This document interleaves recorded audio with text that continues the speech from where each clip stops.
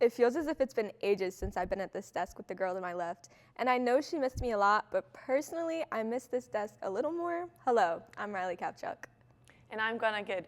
We have so much to catch up on in LaSalle sports, we couldn't wait until Thursday. You're watching the Home for the Explorers Athletics SportsLine.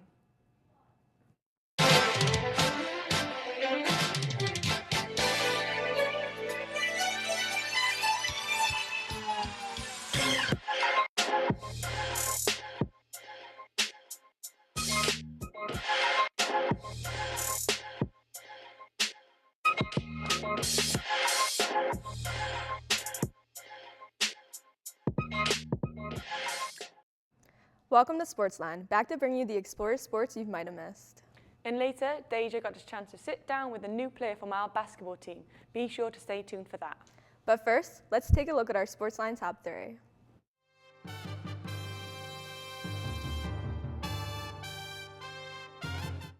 Number 1, junior Abby Boggs earned Co-Defensive Player of the Week honors after shutting down an intense shoot-down against St. Louis. Number 2, LaSalle baseball head coach Dave Miller announced the addition of Mike Lake, Mike Zolk, and Zoe Lanchelelli to his coaching staff. Lake returns to his alma mater for his 16th season on staff after a decade as head coach and a Hall of Fame career. Zolk joins as hitting coach following success at Harvard Community College. Lanchelelli, a former North Carolina star and New York Mets prospect, will work with LaSalle's pitchers. Miller praised the group for their experience, passion, and commitment to elevating the program. Number 3, the Atlantic 10 Offensive Player of the Week goes to Zach Forehand from men's soccer. That's it for the top 3. Now let's take a look at how our teams did this past week. LaSalle women's soccer earned a 2-0 shutout win over Fordham Thursday night at McCarthy Stadium. Sophomore Cameron Reyes opened the scoring in the 6th minute off an assist from Ella Cadigan, who later doubled the lead in the 74th minute with help from Caden Williams and Sienna Mount. Goalkeeper McKenna Yarkis matched her career high with 7 saves and earned her 4th clean sheet of the season. But unfortunately, their following game fell through 3-0 to Davidson on Sunday afternoon at Alumni Stadium. After a scoreless first half, the Wildcats scored 3 times in the final 30 minutes to score the win. The Explorers fired 14 shots, including 8 on target, with Caden Williams and Ella Cadigan leading the way with 4 each. Goalkeeper McKenna Yarkits made 5 saves in net as LaSalle moved to 6-7 and 2 overall 4-3-1 in the A10 conference. The LaSalle field hockey team earned a thrilling 2-1 double overtime showdown win over the St. Louis on Friday afternoon in St. Louis, Missouri. The Pelicans struck first midway through the second quarter, but the Explorers answered right back as Darian DeLeo scored off a perfectly executed penalty corner set up by Natalie Wilson and Sofia Enriquez to level the match heading into the halftime. From there, LaSalle's defense took over. Goalkeeper Abby Boggs stood tall in net, making 7 saves through regulation in both overtime periods, including multiple stops during a late fourth quarter flurry of St. Louis corners. Despite the numerous chances in overtime, the Explorers couldn't break through, sending the game to penalty strokes. In the shootout, Boggs delivered once again, denying all 4 SLU attempts. Kelsey Rowe and Matilda Dejah converted their strokes, clinched the dramatic road win. The victory improved LaSalle to 6-8 overall and 2-2 in Atlantic 10 play. The LaSalle men's cross-country team placed 26 overall with 646 points at the Princeton Fall Classic on Friday morning. Charlie Hazlitt led the Explorers with a time of 24 minutes 30 seconds in the 8K, finishing 113th overall. Jacob Gardner followed closely behind in 118th with a time of 24 minutes 33 seconds, while Malt took 132nd in 24 minutes and 42 seconds. Dylan Stoneman and junior Matt Hill rounded out the top 5 scorers for LaSalle in a strong team effort against a deep field. On the women's side, the team turned in a strong performance Friday morning, placing 13th in the College Gold Race with 379 points at the Princeton Fall Classic. My friend Gwen Good paced the Explorers with a time of 20 minutes 34.8 seconds for 21st place overall. Helene Ushard followed in 58th, while Neve Moulet finished 91st. Stella Hammond and Amelia Green closed out the team's scoring. The finish marks a solid showing for the Explorers as they continue to build momentum late in the season. The LaSalle women's rowing team launched its fall season on Saturday at the prestigious head of the Charles Regatta. The Explorers entered 2 boats, placing 22nd of 43 in the club 8+ circuit with a time of 17 minutes 20 seconds, and 27th of 53 in the club 4+ circuit with a time of 19 minutes. Natalie Bloom led the club 8+ crew, which included Madison Hinch, Madeline Wanzer, Bridget McKean, Alessa Crucio, Ina Phillips, Alexia Kennedy, Carly Sheffield, and Lily Scher. Aria Sign guided the club 4+ lineup of Colby Oberhemi, Gemma Dorinso, Brooke Pazzi-Lewis, and Dejah Bajike. On the men's side, the Explorers raced 2 boats, finishing 20th of 30 in the championship 8+ circuit with a time of 14 minutes and 42nd of 42 in the collegiate 8+ circuit with a time of 18 minutes. The championship 8+ crew featured coxswain Joey Evans and rowers Braden Howard, William Palco, Tristano Petetti, Robin Hammond, Pedratic Govnjic, Derek Cushman, Tim Strebe, and CJ Hickenbocken. The collegiate 8+ lineup included Lewis Palbeek, along with Sergic William Tran, Max Etrout, Mike Riccardi, Douglas Urkans, Alexis Paul, and Daniel. There you go. The LaSalle women's swimming and diving team turned in a strong performance Saturday morning at the Kirk Pool, tying Drexel 149.5 to 149.5 and falling to JMU 177 to 122. Gabriella Hermander continued her dominant start in the season, winning 3 individual events: the 200-yard butterfly, 200-yard breaststroke, and 200-yard IM. Carlota Ungo added a runner-up finish in the 200-yard breast and placed 3rd in the 100-yard breast. Hermander, Ungo, and Tori Fenn and Camilla Frost combined to win the 200-yard medley relay in 1 minute 45 seconds. In diving, Tiffany Braun took 1st in the 1 meter, while Lily Chandler finished 2nd on the 3 meter. The LaSalle men's swimming and diving team fell to Drexel 209 to 89, but delivered several standout individual performances. Carter Perkins led the way with runner-up finishes in the 100-yard freestyle and 200-yard freestyle. Tarek Guzik and Oscar Cruz each claimed 2nd place finishes in the 200-yard breaststroke and 200-yard IM respectively. The Explorers swept the diving events, with Calvin LeBlanc winning the 1 meter and finishing 2nd on the 3 meter, while Carter Randall captured the 3 meter title and took 2nd on the 1 meter. LaSalle Rugby put up a fight in their final home matches of the season at Hank de Vincent Field, staying within 1 score in 2 of the 3 games against Army. After dropping the first match 21-0, the Explorers narrowed the gap in the next 2, falling 10-7 and 14-10. Kylie Castro, Neve Delani, and Kendra Close each scored tries for LaSalle. Castro broke through midfield as time expired in the first half of the second match, followed by a good conversion from Bailey Borum-Gray. Delani put the Explorers ahead early in the 3rd match, and Kendra Clark brought them back within 4 points late, but Army held on to secure all 3 wins. LaSalle men's soccer earned a thrilling 2-1 road victory over George Mason Saturday night at George Mason Stadium, scoring the winning goal in the final minute. The Explorers took the lead in the 31st minute when midfielder Zach Foran scored his 3rd goal of the season. George Mason tied it just before halftime as Will Carson scored off a pass from Martin Sereno. After a back-and-forth second half, forward Alex Lawrence converted a close-range finish from Forum in final 30 seconds to secure the win. Senior goalkeeper Tino Caniz made 4 saves, and LaSalle had a slight edge in corner kicks, 7-6, with both teams having 5 shots on goal. The win improves the Explorers to 3-4-7 overall and 1-2-3 in A10 play. The LaSalle women's golf team put in a decent performance at the recent Red Flash Invitational Tournament hosted by St. Francis University, finishing 10th with a total of plus 17 through 5 rounds. The Explorers played 2 rounds of scores with a plus 67 relative to par, making some strong moves late in the event. Despite challenging conditions and a competitive field, LaSalle showed consistency and resilience, improving 4 spots over the course of the tournament. Sorry about those names. Yeah, there was a lot of names, but it's okay. A lot of names. I do apologize for not being able to say them properly. It's okay, I think. But yeah, they were good. I actually was speaking to one of the guys on the rowing team about the crash. So they had 2 boats, and there was a big crash. LaSalle kind of caused. That. Yeah, they caused it. Wait, tell us more. And they were leading, and then the coxswain. This is how important it is. Like, I know some people are like, oh, the coxswain does nothing. They're not actually rowing. but it's such a team event or sport. And the coxswain said something to the rowers and they didn't understand, and then he caused the crash, and then it was a 2-minute penalty, and now that's why they came last. That makes a lot more sense. So Because usually they do thrive. They did really good at the latest season. Yeah, they did. They really did, actually. I think they have a strong boat, definitely. They're very good.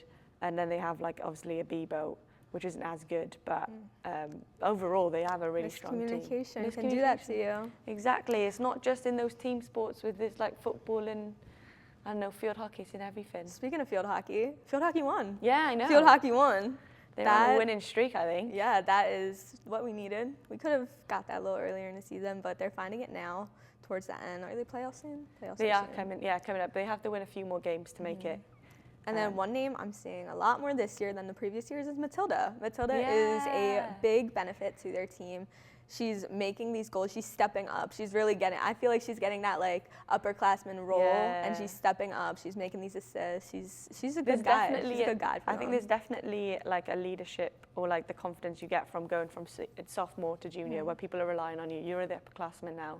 You have to, like, bring the freshmen back into the game and keep them going, keep the momentum going. So now I'm loving seeing Tilly's name on here, and of course we see Abby's name every week, which is well deserved. Goalie, another big thing. That's what you need. You need a goalie. She's insane. I don't know how she does it, and especially with so much pressure when it comes to, like, shootout, where it's 1v1 against the goalie. Oh yeah, and they've been experiencing that a lot recently. I mean, that's how they won. They did achieve their goal in that, but it's hard when you're a goalie and there's so many people putting shots on you. It's literally just on you. A shootout is on you. I used to be a goalie and I know how much pressure it is. It's not fun, but when you save it, you feel really good. Yeah, and then cross country. Well, congratulations for scoring top of the women's side. How was the race? Was it good? It wasn't. No, it wasn't good. But it was okay. How many people were there total? I have no idea. It was a lot though. Over maybe like close to 300. Okay. But yeah, it was good. It was good. Got a lot of big names, big universities coming down. Like, we got people from Utah, Connecticut, so that was quite surprising. They must have done a big travel day. But no, it was cool. Like, nice to race again. I've only done 2 A10s. Getting back in it. Yeah. Back to or getting the thrill, getting the competitive. And then also, LaSalle men's soccer got a win. It's a pretty winning week, I feel like, for recapping. Men's soccer got a win, another rare occurrence. And the women have done quite well with it. Women's have been doing good. We've been praising them being good. You don't win them all, but they've been winning more than men's soccer. It was a tight win with the men's soccer. I think the guy last few minutes, he hit the crossbar, missed it, and then literally in extra time he just got the goal. So yeah, I mean, they battled throughout the game. They did, and then they had to ease back into it after their game against St. Louis. I feel like that definitely was not an easy one for them. So against George Mason, I know they're very happy about being George Mason because they're A10, right? Yeah. They're in our conference. They're ranked well. Proud of them. We're going to take a quick break, but when we come back, we get to meet a new face of Explorer basketball. You won't want to miss that.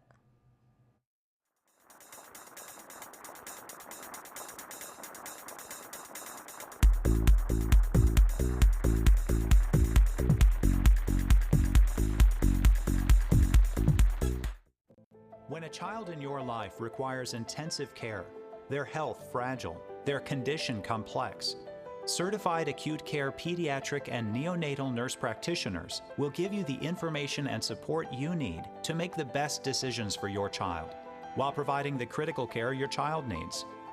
Trained to diagnose and manage life-threatening conditions and emergencies, they are trained to make a difference. Learn why at certifiednurses.org. We put our trust in professionals with years of training to help us lead healthy lives. We rely on them to do their jobs with diligence and dedication, because if they don't, our lives are on the line. Clean water is essential to survive. 98% of fresh water lies underground, which must be accessed by trained groundwater professionals. One trained groundwater professional can ensure the health of an entire community. Don't take clean water for granted. Learn how to protect our water at groundwater.okstate.edu.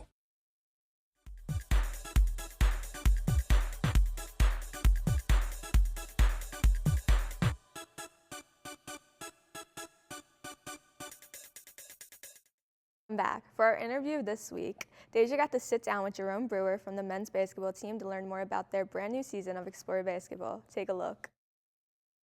Hello, and welcome back to this episode of On the Sidelines. I'm your host, Dejah Howe, and today joining me, I have Jerome Brewer Jr. from the men's basketball team. How are you doing today? Doing good. Thanks for asking. Good to see you here. So you transferred here, or well, not transferred, but you're from Camden, New Jersey. How's Philly treating you? Philly treat me well. You know, I grew up right over the bridge, so I'm already familiar with the Philly area. So it's been good. Nothing new. Yes, we love Philly. Yeah. So how do you feel about being a part of our LaSalle basketball team?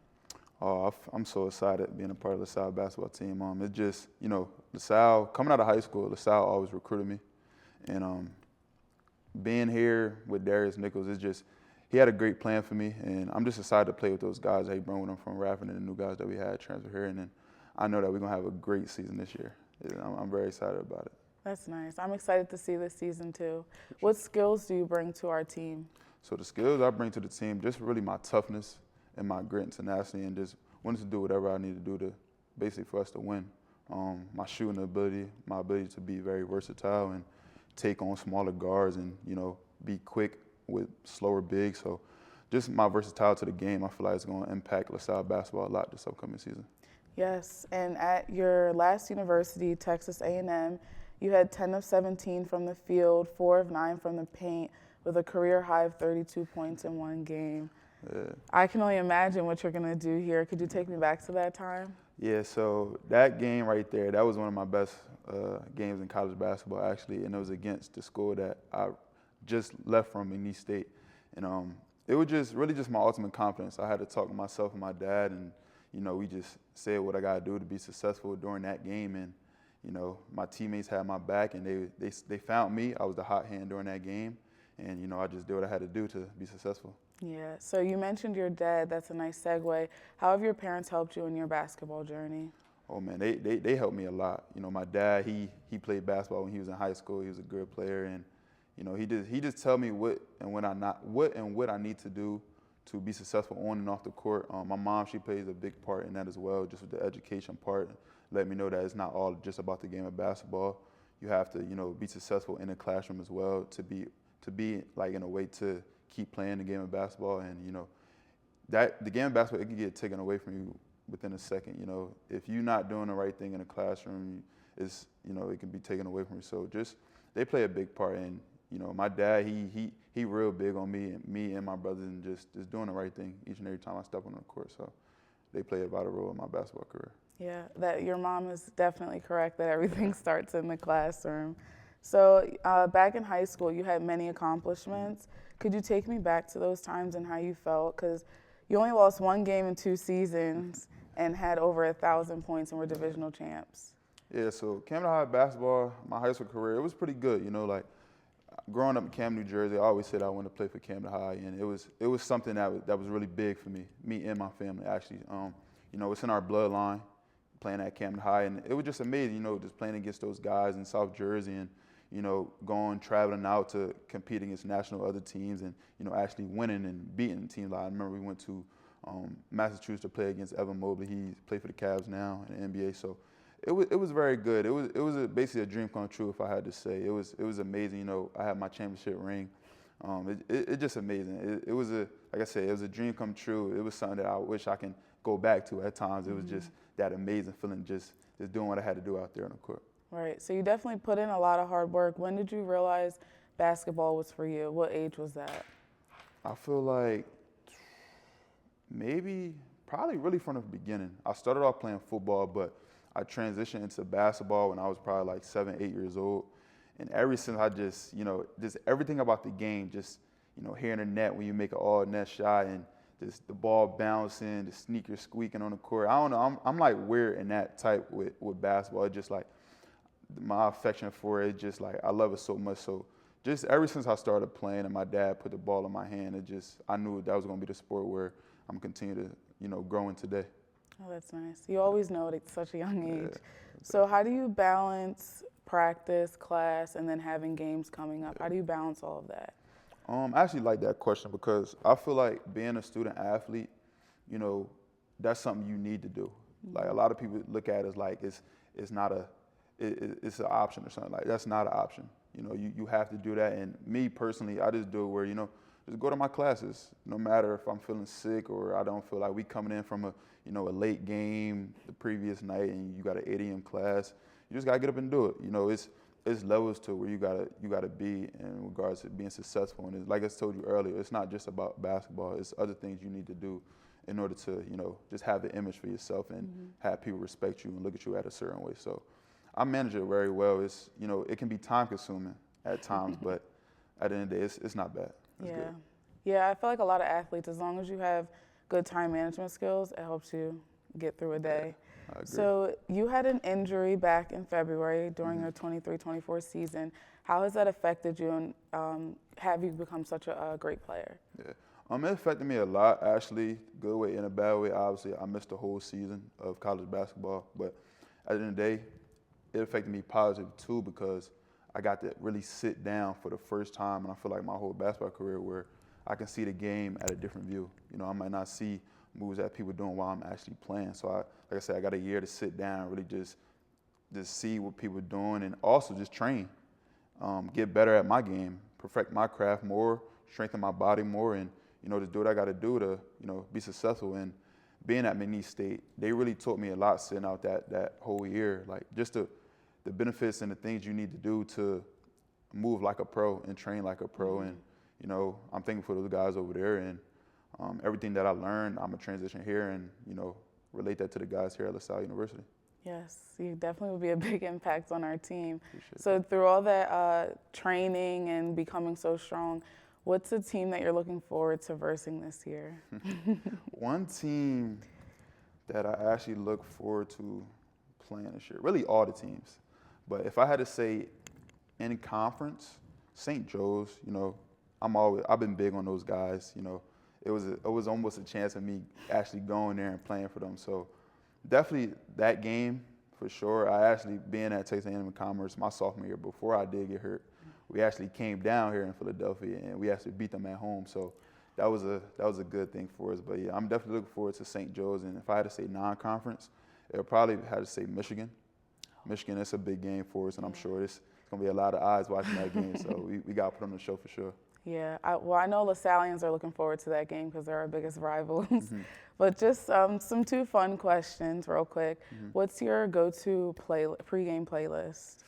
My go-to pregame playlist has to be anything with G Herbo, Core for my Philly people, and got to say Meek Mill.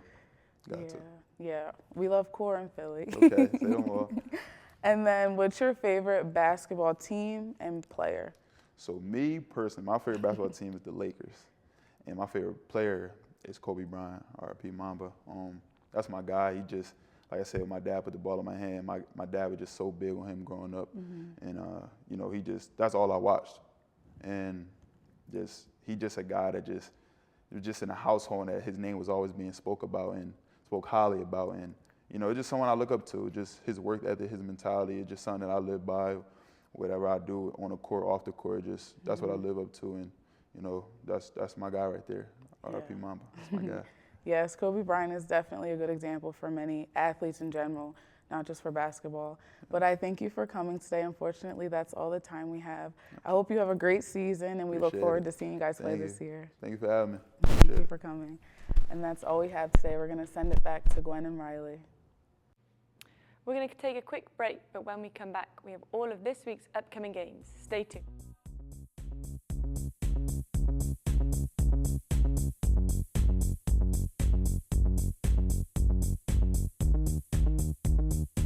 The game is on the line. Championship teams know the game plan. They communicate and work together to win. We all need a game plan to protect ourselves online. Talk to family and friends so they know how to stay safe too. Create strong passwords, turn on multi-factor authentication, update software, and recognize and report phishing, because online safety is not something you want to fumble. Get more game-winning tips at CISA.gov/secure-our-world. Then share them with family and friends. What makes essential workers essential? We keep where you work and live clean and safe. We harvest fresh produce for your families to eat. We help you heal when you're sick. Essential workers help our nation run. You're in every corner of our country and come from all over the globe. I'm Marty Walsh. The Wage and Hour Division at the Department of Labor helps ensure you receive the essential protections you deserve. Visit our website or call 866-4US-WAGE. Brought to you by the United States Department of Labor.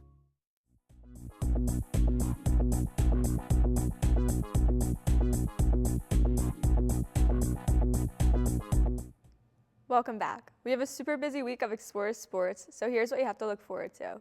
Women's soccer will take on VCU home on Thursday at 6 p.m. They will then host Duquesne Sunday at 1 p.m.